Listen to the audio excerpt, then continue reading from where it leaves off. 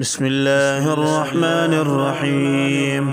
إذا السماء انشقت وأذنت لربها وحقت، وإذا الأرض مدت وألقت ما فيها وتخلت وأذنت لربها وحقت.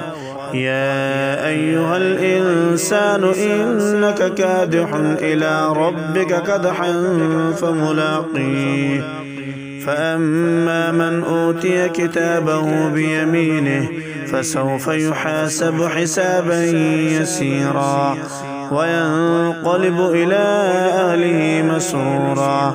وأما من أوتي كتابه وراء ظهره فسوف يدعو ثبورا ويصلى سعيرا إنه كان في أهله مسرورا إنه ظن أن لن يحور بلى إن ربه كان به بصيرا.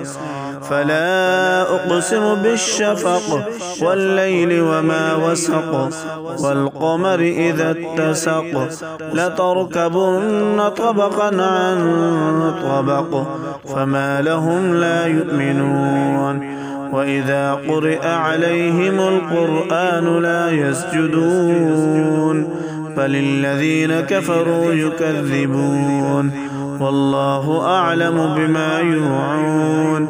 فبشرهم بعذاب أليم إلا الذين آمنوا وعملوا الصالحات لهم أجر غير ممنون.